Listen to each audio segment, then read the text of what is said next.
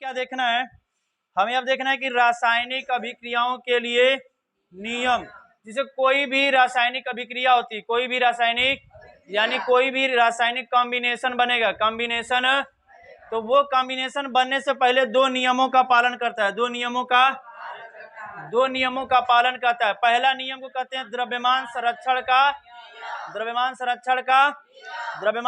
का, यानी ये कहता है कि कोई भी केमिकल रिएक्शन हो रही है, कोई भी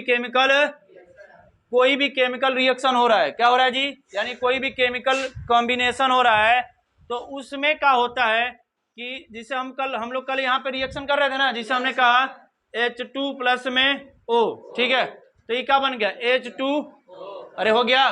तो यहाँ पे देखिए H2O लिखा है ना, जैसे कुछ भी ले सकते हैं, हमने देखा था Mg प्लस में O2 देखा था ना जी, तो इधर क्या बना था MgO, यहाँ पे 2 किए थे, यहाँ पे भी 2 किए थे। तो ये कहता है द्रव्यमान संरक्षण का नियम कहता है कि मतलब रासायनिक अभिक्रिया होने से पहले,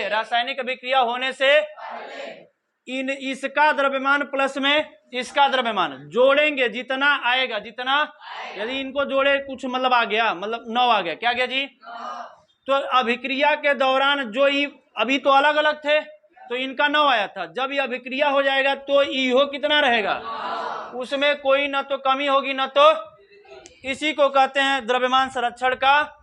अभिक्रिया से पहले यानी केमिकल कॉम्बिनेशन होने से पहले तत्वों का जो अलग अलग तत्वों का जो द्रव्यमान है उसका अगर सम करेंगे और अभिक्रिया होने के बाद जो द्रव्यमान है उसमें कोई चेंजिंग नहीं होती, इसी को कहते हैं द्रव्यमान संरक्षण का। अरे समझ में आ गया।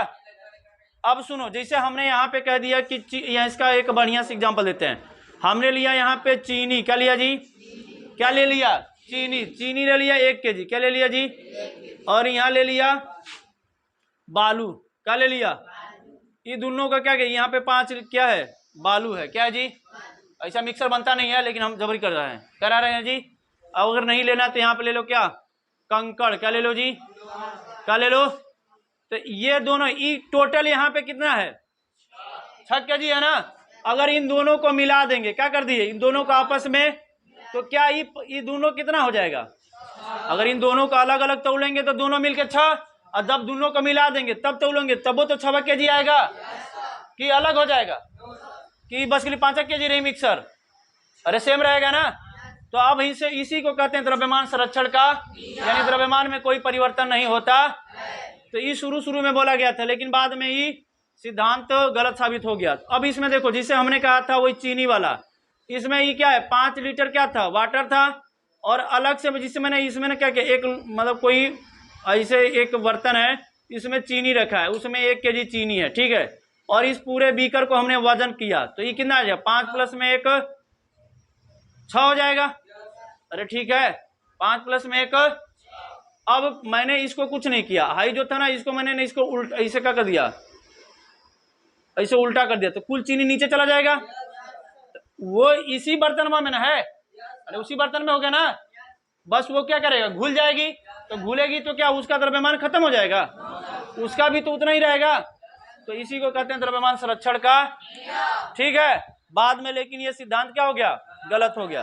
फिर कह रहे सतत अनुपात का नियम, सतत अनुपात का नियम कहता है क्या, कि जैसे हमने जल लिया, क्या लिया जी, क्या ले लिया, जल को अलग अलग जगह से लिया, क्या लिया जी, तो जल किससे बना है, हाइड्रोजन प्लस में, यही ना मिला है जी, हाइड्रोजन और तो हाइड्रोजन और ऑक्सीजन का कहते हैं कि जल एक प्रकार का यौगिक है, जल एक प्रकार का, और यौगिक कैसे बनता है, तत्वों के एक निश्चित अनुपात में मिलाने से, तत्वों को एक निश्चित अनुपात में मिला देंगे तो क्या बन जाएगा, यौगिक, यानी हाइड्रोजन और ऑक्सीजन का एक निश्चित अनुपात होगा। तू कहता है मतलब कोई, मतलब हमने कह दिया दू संबंध है एक, ठीक है, तो अगर मैं यहाँ पे एक बाल्टी रखी है, क्या लिखी जी, इसमें पानी है, यहाँ पे एक क्या लिखा है, सुराही रखी है, क्या रखी है, इसमें भी पानी है, क्या जी, क्या रखी है, सुराही है, इसमें भी पानी रखा है, यहाँ पे एक ड्रम रखा है, क्या रखा है जी, इसमें भी जल है,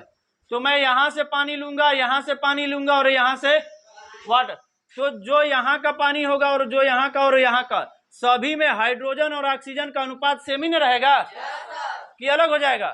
तो इसी को कहते हैं क्या? सतत अनुपात का। यानी कोई भी यौगिक, जो भी यौगिक होता है या जो भी पदार्थ होता है, उसमें वो जिन जिन तत्वों से मिलकर बना है उनका अनुपात हर जगह समान होता है। क्या होता है? ऐसा नहीं कि यहाँ पे 2 संबंध 1 है तो गगरी वाले में 3 संबंध 5 हो जाएगा। ओहू जलवा में हाइड्रोजन और ऑक्सीजन का अनुपात सेम ही रहेगा। अरे समझ में आ गया? इसी के आधार पे किसने दिया था सिद्धांत? जॉन। और सुनो, इस सिद्धांत का प्रतिपादन किया था किसने? आप सुने हो, केमिस्ट्री के बाबूजी कौन थे? तरीको को अरस्तु। केमिस्ट्री के पापा कौन थे? अरे केमिस्ट्री के पापा एंटोनी लॉरेंट लेवो। तो इस सिद्धांत का प्रतिपादन उन्होंने किया था। किसने? तो द्रव्यमान संरक्षण का नियम किसने दिया था? अरे बात नहीं, रासायनिक अभिक्रियाओं के लिए जो नियम था पहला, द्रव्यमान संरक्षण का नियम, इस नियम का प्रतिपादन किसने किया था? एंटोनी लॉरेंट। शुरू में उन्हीं ने बहुत ज्यादा योगदान दिया था केमिस्ट्री में, इसीलिए उनको ही क्या कहा जाता है? केमिस्ट्री का पिता। क्या कहा जाता है? Antony Laurent Lavoisier. और इसका किया था प्राउस्ट साहब ने। क्या नाम था जी? प्राउस्ट। सतत अनुपात का नियम किसने दिया था? प्राउस्ट। किसने दिया था? प्राउस्ट। अब उसके बाद आते हैं डाल्टन का सिद्धांत, परमाणु। तो डाल्टन साहब ने अपनी जिंदगी में, ये एक अंग्रेज थे, ठीक ना, ये ब्रिटेन में पैदा हुए थे, ठीक है। तो जॉन डाल्टन नाम था। इन्होंने अपनी जिंदगी मतलब ऐसे मतलब पदार्थों में जो भी अपना रिसर्च किया था, जो भी अपना वैज्ञानिक थे तो अपना रिसर्च कर रहे थे, तो उन्होंने 1808 ईस्वी में वहां पे लिखे थे। 1808 ईस्वी में एक सिद्धांत पर क्या किया? प्रतिपादित किया, और उन्हीं के सिद्धांत को कहा जाता है जॉन डाल्टन का परमाणु। तो वो सिद्धांत में कुछ बातें बताई गई थी। क्या बताई गई थी? जो मेन बातें यहाँ पे लिखी हुई है। उन्होंने कहा था कि दुनिया का कोई भी पदार्थ, दुनिया का कोई भी पदार्थ, वो छोटे छोटे कणों से मिलकर, जिसको कहते हैं, जिसको क्या कहा जाता है? यानी दुनिया का कोई भी पदार्थ होगा वो छोटे छोटे कणों से मिलकर बना होगा, जिसको कहते हैं परमाणु। उन्होंने बताया था कि ये जो परमाणु है इसको विभाजित नहीं किया जा सकता। उस समय क्या था, लेकिन बाद में वो विभाजित हो गया, क्योंकि उसमें इलेक्ट्रॉन, प्रोटॉन और न्यूट्रॉन भी थे। फिर उन्होंने क्या कहा था? परमाणु को विभाजित नहीं किया जा सकता है। फिर कहा था परमाणु को न तो, जैसे पदार्थ था ना, ये द्रव्यमान था, तो जिसे यहाँ पे था, द्रव्यमान को न तो नष्ट किया जा सकता है न तो उत्पन्न किया जा सकता है, ठीक ना। इसी तरह परमाणु को न तो उत्पन्न किया जा सकता है न ही नष्ट किया जा सकता है। इस नियम पे फॉलो करता है, द्रव्यमान संरक्षण के नियम पे। फिर कह रहा है कि अलग अलग तत्वों के अलग अलग तत्व होंगे, उनके जो परमाणु होंगे उनका रंग, रूप, आकार, रासायनिक गुण सब अलग अलग होगा। क्या होगा? जैसे हाइड्रोजन है तो हाइड्रोजन का अलग गुण, कार्बन है तो, सोडियम है तो उसके परमाणु का अलग गुण, उसका रंग, रूप, आकार अलग रहेगा। फिर क्या है? एक ही तत्व के परमाणु, अगर हाइड्रोजन का परमाणु है, अगर हाइड्रोजन का परमाणु ले रहे हैं, चाहे इधर से ले चाहे कहीं से ले, तो वो सब रंग, रूप, गुण, दशा आदि में क्या होगा?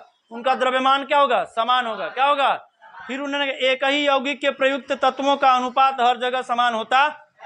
यानी एक ही तत्व होंगे, एक ही यौगिक, कोई भी पदार्थ है एक तरह से कह सकते हैं, तो उसमें जो प्रयुक्त तत्व होंगे, क्योंकि जल है ना, जल एक यौगिक है, इसमें हाइड्रोजन और ऑक्सीजन तत्व हैं, तो इनका जो अनुपात होगा वो हर जगह समान होगा। अरे समझ में आ गया?